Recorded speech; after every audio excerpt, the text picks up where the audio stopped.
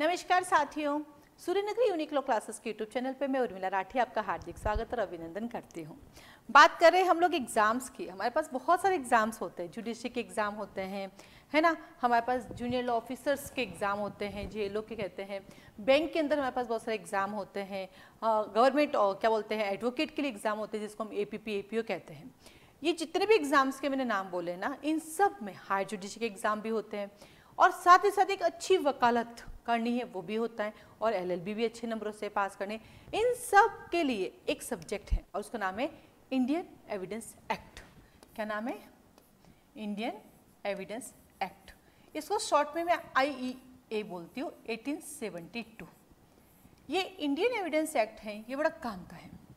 इसकी मैंने एक सीरीज शुरू की है डिफरेंसेस वाली, जैसे कि पहले हमने की थी CRPC की, वो आपके प्री प्लस मेन और इंटरव्यू के बीच काम आती है।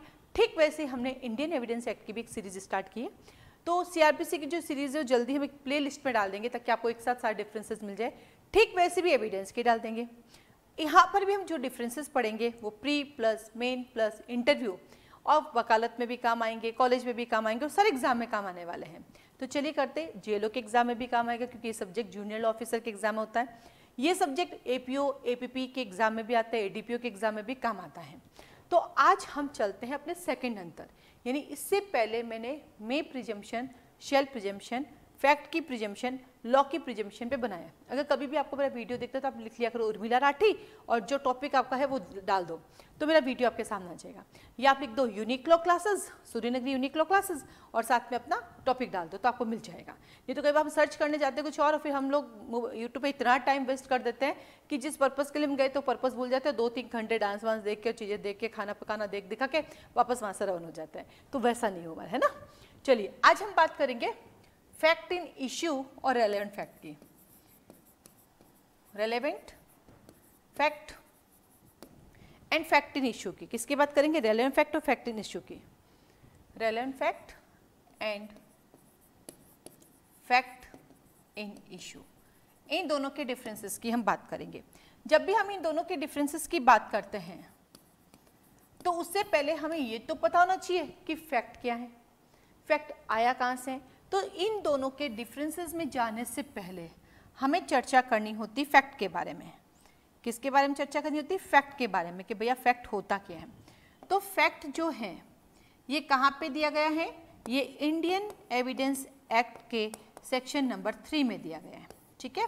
और फैक्ट जब पढ़ते तो 2 टाइप के दिया गया है। एक आपका हो जाता है फिजिकल फैक्ट और एक होता है आपका पास मेंटल फैक्ट। कोई वस्तु की अवस्था, वस्तु का दशा जिसका भान इंद्रियों के द्वारा होता है, और कोई मानसिक भान होता है जो आप पता कर सकते हैं हाव भाव देखकर, है ना। तो 2 चीजें हैं, थिंग्स की बात करता है और सेकंड मेंटल स्टेटस की बात करता है। तो वहां से आपका फैक्ट की डेफिनेशन आती है। फिर जब फैक्ट की डेफिनेशन आती है तो आपको ये भी पता होना चाहिए कि फैक्ट कितने टाइप्स के होते हैं। टाइप ऑफ फैक्ट, एक तो ये हो गया फिजिकल और मेंटल, एक तो आपके पास हो गया भौतिक और दूसरा मानसिक, ये तो हो गया। एक अगर हम गहराई में जाते हैं इंडियन एविडेंस एक्ट को समझने के लिए तो फैक्ट के कितने प्रकार है पता है आपको? उस पॉइंट ऑफ व्यू से जो उसको मैं बोलूंगी क्लासिफिकेशन फैक्ट, क्योंकि टाइप ऑफ फैक्ट हो गए, एक फिजिकल एक मेंटल। लेकिन यहाँ पे मैं बात करूंगी क्लासिफिकेशन ऑफ फैक्ट्स की। किसकी बात करूंगी? Classification of facts. आप अपने साथ डायरेक्ट लेके बैठोगे तो जल्दी याद आएगा और हमेशा के लिए याद भी हो जाएगा, जल्दी समझ में भी आ जाएगा। तो इसमें आता है आपके पास फैक्ट के लिए पहला आता है आपके पास रेलेवेंट फैक्ट। सबसे पहला आता है रेलेवेंट फैक्ट। दूसरा आता है आपके पास फैक्ट इन इश्यू। दूसरा आता है आपके पास फैक्ट इन इश्यू। पता है इस फैक्ट इन इश्यू का बहुत बड़ा रोल होता है। कहाँ पे? CPC 1908 के ऑर्डर नंबर 14 में, ऑर्डर नंबर 14 में इस फैक्ट इन इश्यू का कहाँ बड़ा रोल दिखने को मिलता है? ये फैक्ट इन इश्यू आपको दिखता है CPC के ऑर्डर नंबर 14 में। तो पहला आया रेलेवेंट फैक्ट, दूसरा फैक्ट इन इश्यू, तीसरा आता है इररिलेवेंट फैक्ट, तीसरा आ जाता है आपके पास इररिलेवेंट फैक्ट और चौथा आता है inconsistency of fact, inconsistency of fact, ठीक है। हिंदी में इसको बोलते हैं सुसंगत तथ्य, इसे बोलते हैं विवादक तथ्य, इसे बोलते हैं विसंगत तथ्य और इसे बोलते हैं असंगत तथ्य। अब जब कोर्ट में केस चलता है हमारा, अब जब कोर्ट में केस चलता है तो कौन कौन से फैक्ट एडमिसिबल होते हैं? ये एडमिसिबल होते हैं, ये भी एडमिसिबल होते हैं, ये नॉट एडमिसिबल होते हैं और ये भी एडमिसिबल होते हैं। ठीक है, ये एडमिसिबल नहीं है। हिंदी में बोलते हैं ग्राह्य, ग्राह्य, अग्राह्य, थोड़ी सी क्लिष्ट भाषा होती है इसकी, और ये ग्राह्य। ठीक है, इररिलेवेंट फैक्ट एडमिसिबल नहीं होते हैं, बाकी सारे एडमिसिबल होते हैं। चलिए आगे बढ़ते हैं अपन, थोड़ा और इसके आगे देखते हैं क्या कहता है। रेलेवेंट फैक्ट, एक लाइन सुनी होगी, all relevant facts are not admissible. क्या सुना बेटा? All relevant facts are not admissible. सुना? ये डिफरेंस आएगा इसके बीच में। कहाँ से कहाँ तक? सेक्शन नंबर 121 से 131 इंडियन एविडेंस एक्ट। जितना भी मैं बोल रही हूँ सारा इंटरव्यू क्या है, ये जितना मैं बोल रही हूँ एविडेंस का कंसेप्ट समझने के लिए, ये मैं जितना भी समझा रही हूँ एविडेंस की जिस्ट पकड़ने के लिए, उसकी आत्मा को पकड़ने के लिए कि एविडेंस है क्या। ठीक है, तो आया आपके पास, और प्री का सवाल तो है ही है, जो इंटरव्यू है वो प्री है, हमेशा ध्यान रखना। तो क्या कहता है? All relevant facts are not admissible. 121 से 131 यही कहता है, ये एडमिसिबल नहीं है। जबकि जो भी एडमिसिबल फैक्ट्स होंगे वो ऑलवेज रेलेवेंट होंगे, वो ऑलवेज रेलेवेंट होंगे। ठीक है, सेकंड आया फैक्ट इन इश्यू, जो कि मैंने आपको बताया फैक्ट इन इश्यू कहाँ बनाए जाते हैं? ऑर्डर 14 के अंदर। तो ये हम पढ़ेंगे सेक्शन 3 में, इसको पढ़ते हैं सेक्शन 3, क्योंकि यही वह सब है जिसकी वजह से प्रोसीडिंग चलती है। यही ना हो तो प्रोसीडिंग की जरूरत ही नहीं होती। ठीक है बेटा, फिर आता है आपके पास irrelevant fact, section number 43 Indian Evidence Act पढ़िएगा। ये जो है irrelevant fact section 43 Indian Evidence Act, यहाँ से पक्का क्वेश्चन प्री में तो आता ही आता है, प्री में भी आता है तो इलिस्ट्रेशन से आता है, और मेन में आता तो भी इलिस्ट्रेशन। आप देखिएगा राजस्थान जुडिशरी के पिछले साल के पेपर उठाइए, आपको यहाँ से क्वेश्चन मिलेगा। कालू ने गाय चोरी की थी, याद आया? वो उसकी पत्नी थी नहीं, उसको कैसे पनिशमेंट दे दिया आपने अडल्ट्री के केस में, सेकंड मैरिज की, बाइगेमी। तो 43 से पक्का क्वेश्चन आता है बेटा। प्री में भी आता है इलिस्ट्रेशन बेस्ड, मेन में आता प्रॉब्लम बेस्ड क्वेश्चन के रूप में। ठीक है, फिर भी ये एविडेंस पे एडमिसिबल नहीं होते हैं। और inconsistency of fact section number 11, याद आया? वे तथ्य जो अन्यथा सुसंगत नहीं होते कब? वे तथ्य जो अन्यथा सुसंगत नहीं कब सुसंगत होते हैं? जब वो अन्य तथ्यों से इनकंसिस्ट होते हैं, असंगत होते हैं। याद आ गया? जब मर्डर हुआ था तो मैं तो लाहौर में था, यहाँ था ही नहीं। क्लियर हुआ? तो जो कहते हैं कि इन दोनों में डिफरेंस समझने से पहले ये तो पता होना चाहिए क्लासिफिकेशन ऑफ फैक्ट्स क्या होता है। तो रेलेवेंट फैक्ट होता है, फैक्ट इन इश्यू होता है, इररिलेवेंट फैक्ट होता है, और देन आपका आता है इनकंसिस्टेंसी ऑफ फैक्ट। तीनों के जो होते हैं वो एडमिसिबल है, बट ये एडमिसिबल नहीं होता है। ठीक है, अब चलते हैं हमारे डिफरेंस के बीच साथ। एग्जाम में डिफरेंस पूछे तो पहले रेलेवेंट की डेफिनेशन लिखनी है आपको, फिर फैक्ट इन इश्यू की डेफिनेशन लिखनी है, और फिर दोनों में डिफरेंसेस हैं। यहाँ पे लिखेंगे रेलेवेंट, यहाँ पे लिखेंगे फैक्ट इन इश्यू। जैसे कि आप सबको पता है कि रेलेवेंट फैक्ट जो है वो कोई भी मैटर को क्रिएट नहीं करता है, ये जस्ट एक सपोर्ट के रूप में होता है। तो क्या कहेंगे? रेलेवेंट फैक्ट केस के या सूट के सपोर्ट के रूप में काम आता है, जबकि ये तो मेरुदंड है, ये तो मेरु है, मेरुदंड है इसका, ये इसका मुख्य भाग है, और इसी की वजह से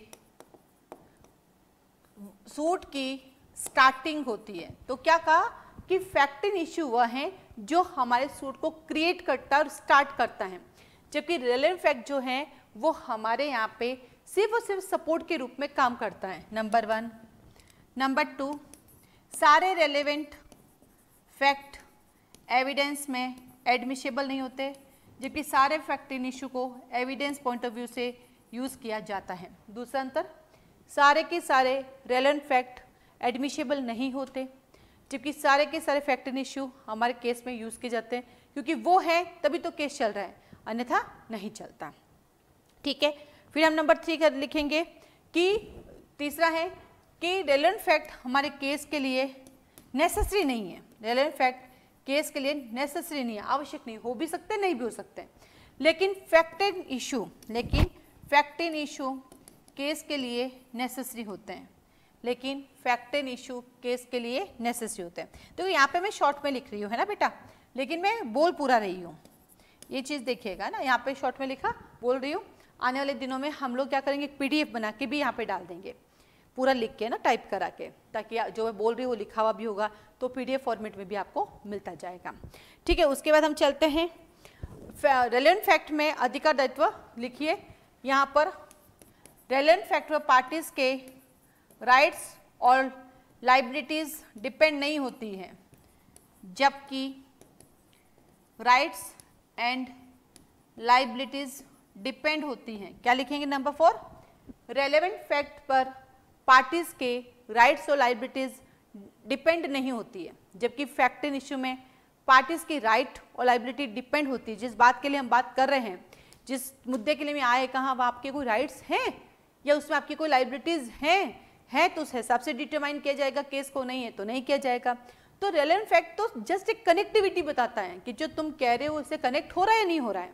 जैसे सेक्शन 5 कहता है कि रेलेवेंसी जो फैक्ट की है वो कनेक्टिविटी की बात करता है, जबकि फैक्ट एंड इश्यू जो है वो राइट क्रिएट भी कर सकता है, वो उस राइट की बात कर सकता है जो एग्जिस्टेंस में है या नहीं है। फैक्ट एंड इश्यू की डेफिनेशन दे रखी, बड़ी खतरनाक डेफिनेशन है, किसी दिन समय मिलेगा तो उसको डायग्राम के थ्रू समझाऊंगी कि उस रूट ऑफ प्रोसीडिंग में आपके राइट को क्या करता है, या तो राइट्स की या लाइबिलिटीज के डिस्क्वालिफिकेशन की बात करता है, और जो किस पे करता है कि वो एग्जिस्टेंस में हो सकता है, फ्यूचर हो सकता है, वो किसी भी रूप में हो सकता है। तो उसको मैं आपको एक डायग्राम के साथ आपको याद कराऊंगी इसको, ठीक है। तो क्या कह रहा है कि राइट और लाइबिलिटी कहाँ पे डिपेंड होती है, फैक्ट एंड इश्यू में होती है। रेलेवेंट फैक्ट तो जस्ट कनेक्टिविटी की बात करता है, ठीक है। उसके अलावा जो है वो बाकी सारे जितने भी अंतर आप पढ़ेंगे वो सब रिपीट ही होंगे। मेन और मोटे अंतर यही होते हैं, मेन और मोटे अंतर यही होते हैं। हम बात कर सकते हैं कि जो रेलेवेंट फैक्ट होता है हमारा वो मनुष्य के क्या बोलते हैं, fact and issue relevant fact है, हाँ यही करते हैं। बाकी तो सारा रिपीटेड, आप कहीं भी किसी भी नोटबुक में उठा के देखेंगे, पासबुक में उठा के देखेंगे तो यही 4 ही मोटे मोटे आने वाले हैं। बाकी वो रिपीट करेंगे कि साहब ये तो लॉजिक पे डिपेंड होते हैं, ये लॉ पे डिपेंड होते हैं, इनको बदला नहीं जा सकता, ये बदल जाते हैं। तो एग्जाम इस जगह इतनी मिलती है, राजस्थान जुडिशरी के अंदर तो स्पेस इतना ही मिलता है। बाकी जुडिशरी के अंदर तो ये होता है कि स्पेस और मिल सकता है, तो फिर वहाँ पे गड़बड़ हो जाएगी, ज़्यादा स्पेस आपको मिल जाएगा तो आप उसी को लिखने में लग जाओगे, बाकी के सवाल छूट जाएंगे, है ना। और जहाँ कहीं डिफरेंसेस वाला क्वेश्चन बड़े में आता है तो वहाँ पे फिर उस सेक्शन को भी आपको प्रिस्क्राइब करना पड़ता है। और लेकिन डिफरेंसेस कहीं पर भी लिखना हो तो मोटे मोटे पॉइंट लास्ट मैक्सिमम 5 मिनिमम 3, क्योंकि जगह इतनी दे रहे सब जगह, 5 से ज़्यादा तो फिर रिपीटिशन हो जाएगा, दूसरे सवाल अपने खराब हो जाएंगे, ठीक है। तो बस आज के लिए धन्यवाद। नेक्स्ट में जल्दी हम आपसे मिलेंगे फिर से नए अंतर के साथ। बहुत सारे डिफरेंसेस हैं, एविडेंस है तो बहुत सारे डिफरेंसेस बनते भी हैं, तो नए डिफरेंसेस के साथ आपके सामने आऊँगी। आप अपने रजिस्टर बनाइए, डिफरेंसेस लिखते जाइए, साथ ही साथ बैरेक खोल के बैठे उन सेक्शनों को भी आप लिखते जाइए जो आपको हेल्प करेंगे, ठीक है। आज के लिए